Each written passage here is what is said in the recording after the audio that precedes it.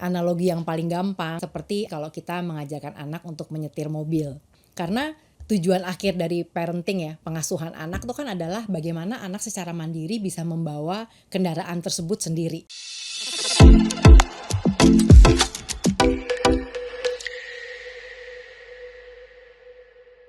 Halo, saya Tari Sanjoyo, saya psikolog keluarga dan pendidik. Saya dan Mindful Act akan berbagi berbagai cerita dan pengalaman mengenai bagaimana menjadi orang tua yang lebih baik untuk anak-anak remaja kita. Analogi kalau kita mengajarkan anak untuk menyetir mobil gitu.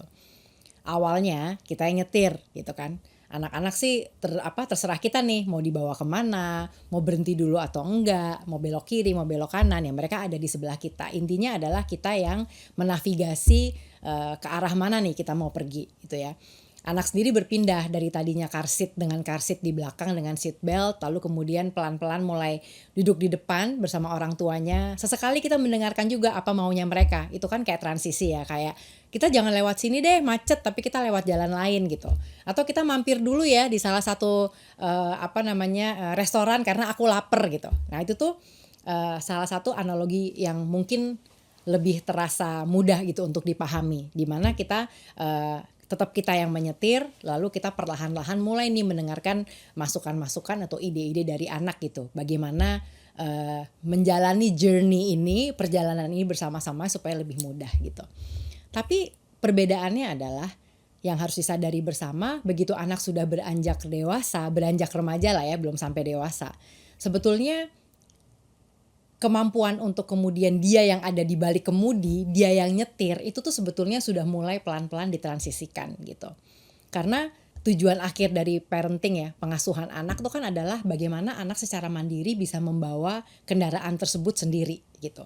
Mudah-mudahan menuju jalan yang benar gitu ya, menuju jalan yang memang sudah disepakati bersama-sama gitu. Tetapi di dalam perjalanannya di mana anak pegang kemudi itu, memang kita harus secara sadar mengetahui bahwa karena dia pegang kendali, dia bisa kapan saja berhenti, dia bisa kapan saja mau belok dulu gitu ya, nggak langsung ke tujuannya, dia bisa tiba-tiba ingin mempercepat nih akselerasinya nih, aku mau ngebut aja gitu misalnya, itu sudah di tangan dia gitu sebetulnya. Sehingga memang pertanyaan tentang apa sih bedanya parenting remaja dengan parenting di tahap sebelumnya, itu adalah bagaimana kita bisa secara sadar memposisikan diri gitu, menempatkan diri kita dengan tepat.